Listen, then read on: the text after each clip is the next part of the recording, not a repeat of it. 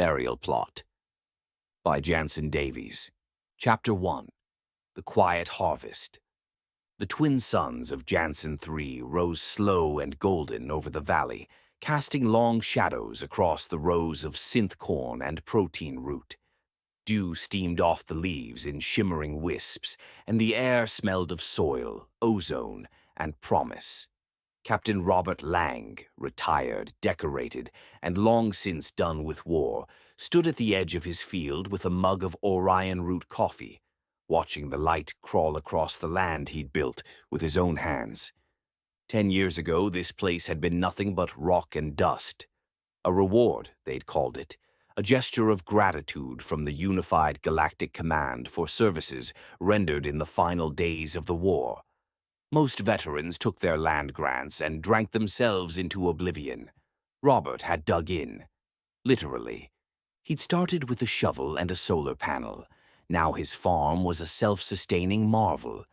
Hydroponic towers fed by underground aquifers, livestock bred for low-gravity resilience, AI drones that buzz through the fields like bees, monitoring crop health and soil chemistry. Colonists came from across the sector to study his methods. Some begged for help. Others just wanted to see the miracle farm built by the man who'd once led orbital drop teams into hell. But Robert didn't talk about the war. Not anymore. He walked the rows in silence, boots crunching softly on the gravel paths. The crops were strong this season. The protein root had taken well to the new nutrient blend, and the synth corn was already waist-high. He paused to inspect a leaf, brushing his fingers across its waxy surface. No signs of blight, no signs of anything but life. A soft chime echoed from his wristband. Incoming message. He tapped it. A hollow display flickered to life, projecting the face of Emma Rance, daughter of the neighboring farmer, eyes bright, hair tied back in a practical braid. "Morning, Captain Lang," she said, teasing. "You still pretending you're not a legend?" Robert smiled. "Just a farmer." "Sure you are. My father says the protein root you gave us saved our whole crop. I owe you dinner." "You don't owe me anything." "I'm making stew anyway. Come by tonight?" He hesitated, then nodded. "I'll bring wine." The hollow faded. Robert stood alone again, but the smile lingered. Peace. It was a strange thing, fragile, precious, something war could never give him. He looked out over the valley, the suns climbing higher, the fields glowing with life. And for the first time in years, he allowed himself to dream. A home, a family, a future. He didn't know that orbiting high above, a destroyer-class ship had just entered the system. Its scanners locked onto the mineral-rich crust beneath his land. Its crew logged the coordinates, and its captain smiled. Chapter 2. The Surveyor. The destroyer-class ship the Prosper didn't announce itself. It didn't need to.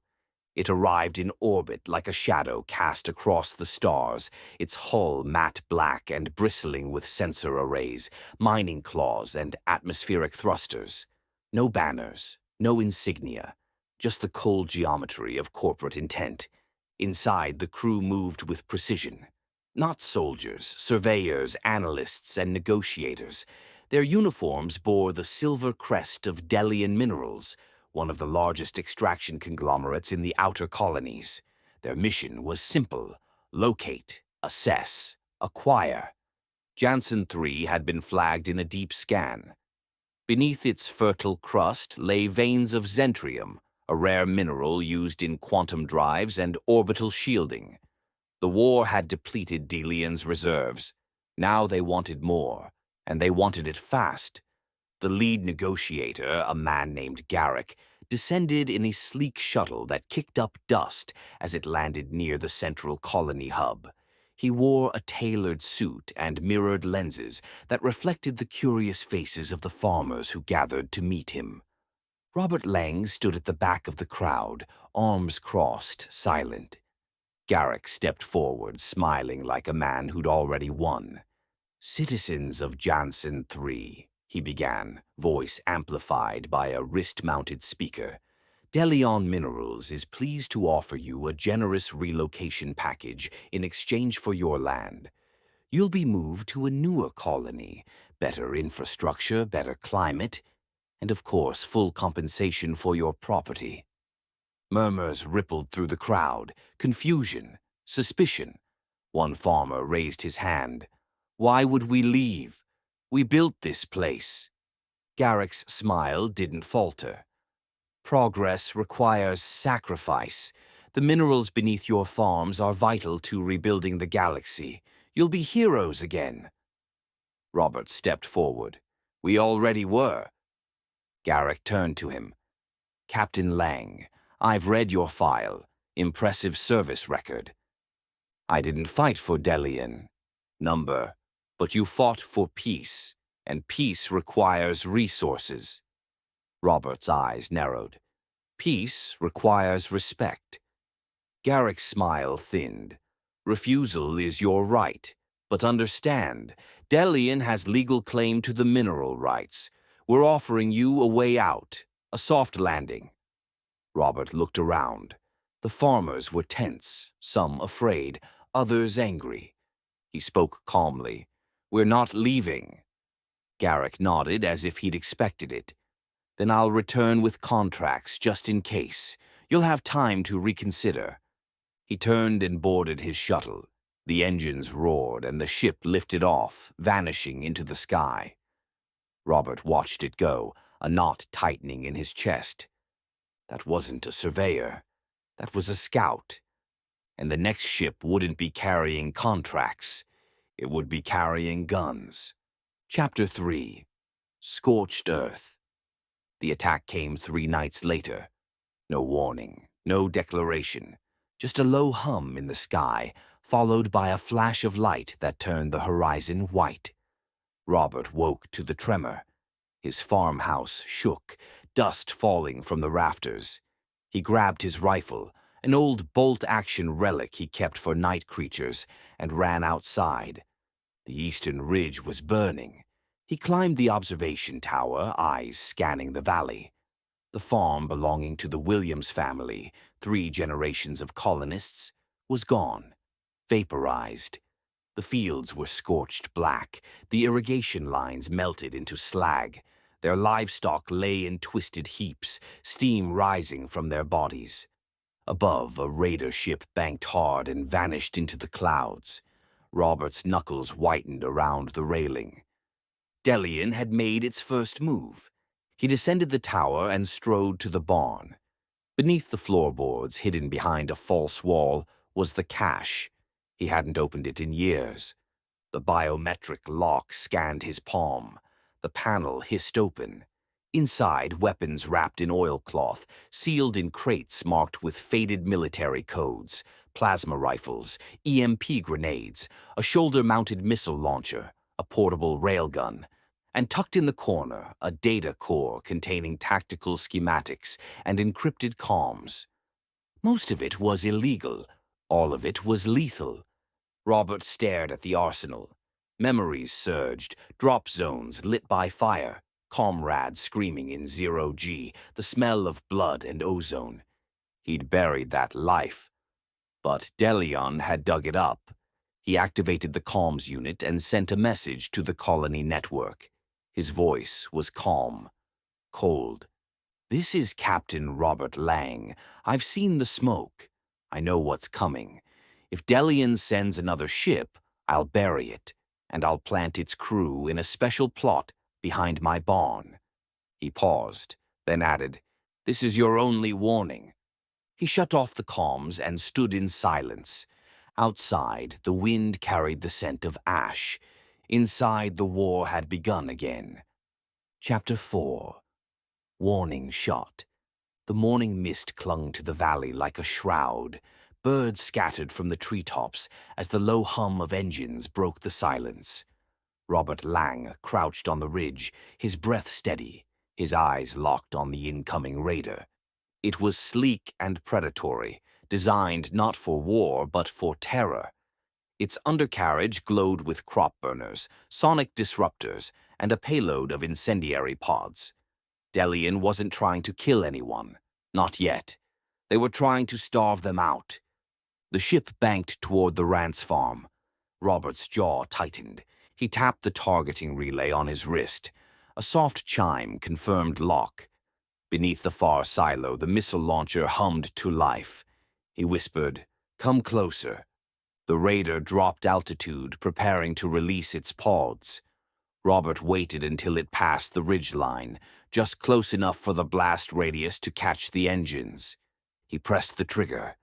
The missile screamed from its silo, a streak of fire and vengeance. It struck the raider dead center, detonating with a thunderclap that echoed across the valley. The ship spun, trailing smoke and debris, and slammed into the hillside in a burst of flame. Robert didn't flinch. He descended the ridge, rifle slung across his back, boots crunching through scorched grass. The wreckage hissed and popped, metal groaning as it cooled. He found the cockpit half buried in dirt. 5 bodies lay twisted in the wreckage. A 6th crawled weakly from the debris, coughing blood. A young mercenary, barely older than Emma. Robert knelt beside him. "You were warned," he said. The mercenary's eyes were wide with fear. "We didn't know." "You knew." Robert stood. He walked to the edge of his field where the soil was soft and dark. He dug 6 graves, no markers, no names, just a burial plot. Emma arrived as he was finishing the last one. She stood silently, watching him tamp down the earth. "You did it," she said. Robert looked up. "They'll send more." She stepped closer. "Then we'll bury more." He sent a message to Delion. "You sent 6. I buried 6. Send more, and I'll keep digging." The colony network lit up. Messages poured in. Farmers who had been silent now spoke. Some offered weapons, others offered shelter. A few sent coordinates to hidden caches of war tech buried after the ceasefire. And from deep in the outer sectors, encrypted signals began to arrive. Old soldiers, forgotten names, ghosts of the war. They were coming. Chapter 5. Ghosts of War. The message spread faster than fire on dry grass. Robert's warning, 6 buried, more to come, was picked up by colony relays, bounced across orbital satellites, and whispered through encrypted veteran channels that hadn't seen traffic in years. It was more than defiance. It was a call, and the ghosts answered. They came in 1s and 2s, quiet, scarred. Men and women who had once worn the insignia of the unified Galactic Command, now dressed in patchwork gear and carrying weapons older than the colony itself. Some arrived in battered transports, others walked across the plains. A few dropped in from orbit, their ships unregistered, their IDs long erased. They didn't ask questions. They asked where to dig in. Robert stood at the edge of his field as the first group arrived. A woman named Sura, once a demolitions expert in the siege of Karos, nodded to him without ceremony. Behind her, a sniper named Rex carried a railgun wrapped in cloth like a sacred relic. A former medic named July set up a triage tent beside the barn. They called themselves the Gravediggers. It started as a joke. Robert's burial threat turned into a name. But it stuck, and it grew. Within days, the farm became a fortress. Trenches carved between rows of synth corn, motion sensors hidden in irrigation lines, EMP mines buried beneath the soil. The livestock were moved to underground pens, shielded by reinforced plating. The farmhouse itself was retrofitted with blast shutters and a perimeter defense grid. Emma coordinated logistics, her voice calm and commanding over the comms. She mapped supply routes, organized shifts, and kept morale high. Farmers who had once feared Delian now rallied behind her. Robert watched her work, a quiet pride blooming in his chest. She wasn't just surviving. She was leading. At night, the valley glowed with activity. Drones patrolled the skies. Veterans trained colonists in guerrilla tactics. The hum of generators mixed with the low murmur of strategy briefings. And in the center of it all, Robert Lange stood like a monument, silent, steady, and ready. Delian responded with silence, but silence was just the inhale before the scream. Chapter 6. Siege. The silence broke at dawn. Delian deployed its first wave, mercenary strike teams, aerial drones, and armored dropships. They descended like locusts, engines screaming, weapons hot. The destroyer-class vessel Prosper re-entered orbit, its shadow stretching across the valley like a death omen. Robert stood on the farmhouse roof, binoculars in hand. He counted the ships. 12. Maybe more. The mercenaries wore black armor with Delian insignia, their movements crisp and rehearsed. Not raiders, not scouts. This was an occupation force. "They're not here to negotiate," Emma said, joining him. "They never were." She handed him a data pad. "Perimeter sensors are live, EMP mines armed, drones synced. We're ready." Robert nodded. "Then let's make them bleed."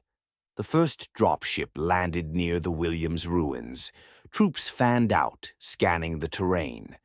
One stepped on a pressure plate hidden beneath a scorched irrigation pipe. The explosion tore through the squad, sending bodies flying. From the ridge, Rex opened fire with his railgun, each shot a thunderclap. Sura triggered a series of remote charges, collapsing the hillside and burying 2 transports in rubble. Delian responded with orbital drones, sleek, silent killers that swept low, firing plasma bursts into the fields. But Robert had anticipated them. His drones, repurposed from agricultural models, launched countermeasures. Netting systems tangled the attackers mid-air. EMP pulses fried their circuits. The valley became a war zone. Smoke curled from burning crops. Explosions echoed through the hills. The synth corn fields were shredded, irrigation lines torn apart. But the farmhouse held. Reinforced walls absorbed the blasts. The defense grid repelled direct assaults. Inside, July worked tirelessly, patching wounds, stabilizing the injured. Her triage tent overflowed with colonists and fighters alike. Emma coordinated reinforcements, rerouting supplies and issuing orders with calm precision. Robert moved like a ghost, appearing where the line was weakest, reinforcing barricades, laying traps, firing with deadly accuracy. He didn't speak much. He didn't need to. His presence was enough. By nightfall, Delian had lost 4 ships, 2 squads, and half a dozen drones. They pulled back to regroup. The valley fell quiet again. Robert stood at the edge of his field, watching the smoke drift across the stars. "They'll come harder tomorrow," Emma said. "I know." She looked at him. "We can't hold forever." Robert turned to her, eyes cold and clear. "We don't have to hold forever. Just long enough to make them regret ever landing here." He walked to the burial plot behind the barn. 6 fresh graves. He began digging more. Rex approached and asked, "Why do you bother burying them?" "I have a saying, keep your friends close, but keep your enemies 6 feet under." Chapter 7. Emma's Stand. The siege stretched into its 3rd day. Smoke hung low over the valley, clinging to the hills like fog. The fields were cratered, the irrigation systems shattered. But the farmhouse still stood. The gravediggers still held. Inside the command tent, Emma Rance paced between hollow screens, her voice steady over the colony-wide broadcast. "This is Emma Rance of Janson 3. We are not for sale. We are not afraid. Delian can burn our crops, but they will never own our soil." Her words echoed across the colony. Farmers tuned in from bunkers and shattered homesteads. Some wept, others loaded weapons. A few began broadcasting their own messages of resistance. Delian responded with silence, then with a bounty. A transmission intercepted by Robert's comms revealed a price on Emma's head, 50,000 credits, dead or alive. Her face was plastered across mercenary networks, a target. Robert slammed the datapad onto the table. "They're coming for her." "She's already out there," July said. "She's rallying the eastern farms." Robert grabbed his rifle and headed for the transport, but Emma didn't need saving. She stood atop a ruined grain silo, flanked by 2 ex-Marines addressing a crowd of colonists. Her voice carried through the smoke and static. "They think we'll break. They think we'll run. But this land is ours. Every seed, every stone, every grave. We will not be moved." The crowd erupted. Weapons were raised, defenses reinforced. The resistance spread like wildfire. Robert arrived just as a Delion gunship roared overhead. It fired a plasma burst toward the silo.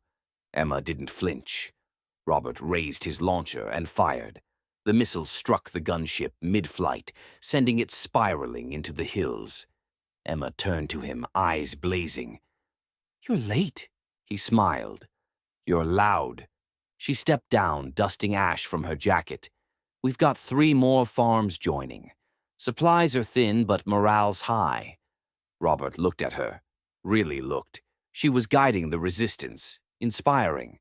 She was the voice of the valley. And Delian had made her a symbol. Symbols don't die easy. That night, Robert moved her into the farmhouse's underground bunker. Reinforced walls, independent oxygen supply, a direct line to the command grid. She protested. "I need to be out there."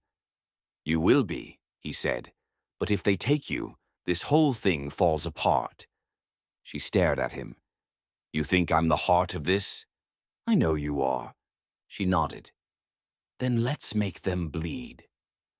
Chapter 8. The Black Contract. Delian changed tactics. The siege had stalled. Their drones were falling. Their dropships were burning. The farmers weren't fleeing. They were fighting. And worse, they were winning. So Delian made a call. They hired Black Contract. Not just mercenaries, not just killers. These were ghosts, ex-military specialists who had vanished after the war, taking their skills into the shadows. No allegiance, no conscience, just results. Robert knew the name. He'd fought beside some of them. Others he'd fought against. All of them were dangerous. The first sign came in the form of silence. No drones, no gunships, just a blackout across the valley's outer perimeter. Communications jammed, sensor grids scrambled. Then the bodies started appearing. Guards with slit throats, drones dismantled mid-flight, defense turrets disabled with surgical precision. Robert gathered his command team in the farmhouse bunker. "They're here," he said. "Black Contract." Sura cursed. "I thought they were a myth." "They're real, and they don't miss." Emma leaned forward. "What do they want?" "Me," Robert said. "And you?" July checked her scanner. "We've got movement near the western ridge. Fast. Coordinated." Robert grabbed his rifle. "They're testing us." That night, the gravediggers set traps, motion mines, tripwire grenades, decoys. But Black Contract didn't take the bait. They moved like shadows, slipping through defenses, probing for weakness. Then came the breach. A squad infiltrated the farmhouse perimeter, disabling the grid and slipping into the lower levels. Robert intercepted them in the corridor, 4 figures in matte black armor, faces hidden behind tactical visors. One stepped forward. "Captain Lang." Robert raised his rifle. "You're trespassing." The figure removed his helmet, a scarred face, cold eyes. "Didn't think I'd see you again," he said. "Rook," Robert muttered. "You were dead." "Not quite. Delian pays better than the command ever did." Robert didn't lower his weapon. "You're on the wrong side." Rook smiled. There are no sides anymore, just contracts. Behind him, one of the squad members hesitated. A woman, younger, eyes flickering with recognition. "Captain Lang," she said, "you saved my unit on Karos." Robert nodded. "And I'll bury your new one here if you don't walk away."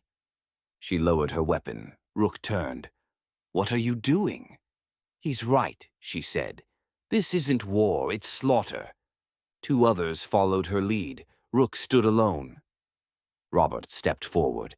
"You can leave, or you can die." Rook raised his weapon. Robert fired first. The shot echoed through the bunker. Rook fell. The defectors joined the gravediggers. Their intel was invaluable. Black contracts, tactics, Delian's next moves, orbital codes. Emma debriefed them personally. "Why switch sides?" she asked. The woman looked at her. "Because you're fighting for something real."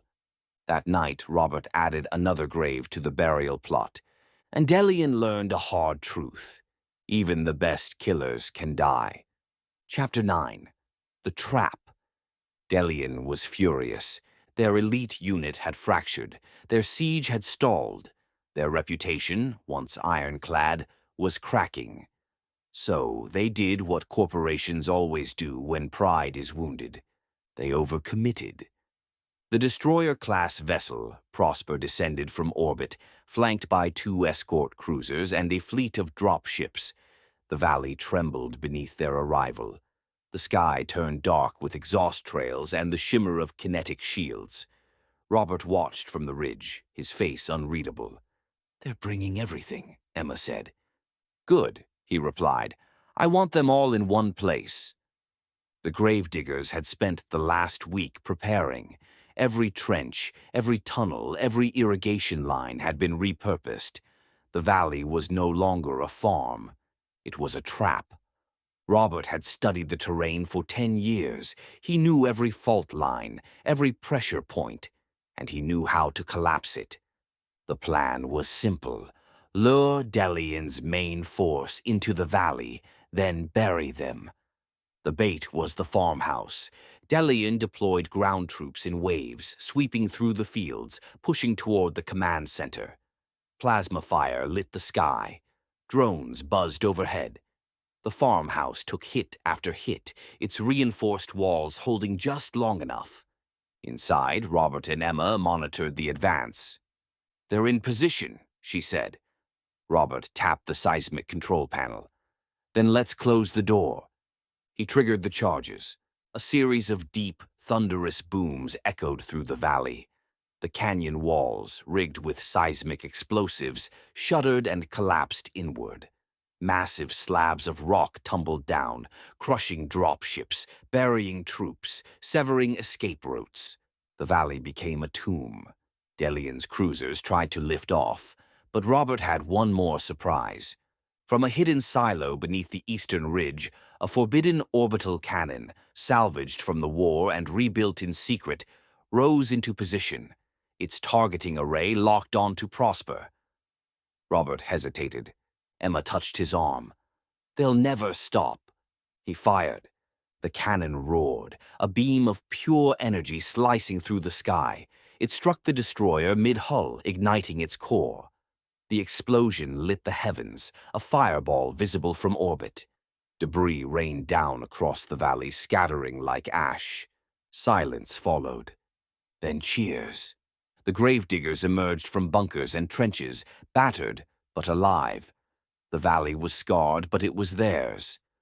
Robert stood at the edge of the burial plot, watching the smoke drift. Emma joined him. "You did it." "We did it." She looked at the graves. "How many more?" Robert stared at the horizon. "As many as it takes." Chapter 10. The Last Acre. The war ended without ceremony. No treaties, no broadcasts, just silence from Delian. Their ships gone, their forces buried, their claim abandoned. The valley stood scorched but sovereign. Colonists emerged from bunkers and ruins, blinking into the sunlight. The fields were cratered, the crops burned, But the soil remained, and in that soil something deeper had taken root. Resolve. Robert Lange walked the rows of his farm, boots crunching on ash and gravel. The synth corn was gone. The protein root fields were dust. But the irrigation lines had been repaired. The drones were flying again, and beneath the surface new seeds had been planted. He paused at the burial plot behind the barn. 37 graves. No markers. No names. Just silence. He added one more. Not for a soldier. For the farm itself. A symbolic grave. A reminder of what had been sacrificed. Emma joined him, her arm brushing his. "We'll rebuild," she said. "We already are." She smiled. "The eastern farms are sending supplies. The defectors are staying. July's setting up a permanent clinic. Sura wants to teach demolitions to the kids." Robert raised an eyebrow. "That's a terrible idea." "She says it builds character." They laughed. It felt strange, beautiful. Later, they stood together in the rebuilt farmhouse, looking out over the valley. The suns were setting, casting gold across the hills. The wind carried the scent of fresh soil and soldered metal. Emma turned to him. "You ever think about leaving?" "I did," he said. "Once. And now?" He looked at the land, at the graves, at the future. "Now I think about planting." She took his hand. Behind them, the valley buzzed with life. Colonists rebuilding, children laughing, drones humming. The war was over, but the story wasn't. Robert Lang had buried the past, and in its place he'd grown something stronger. Peace. Earned, defended, alive. The end. Please like, comment, and subscribe. Also, please hit the bell icon for notifications. Thank you.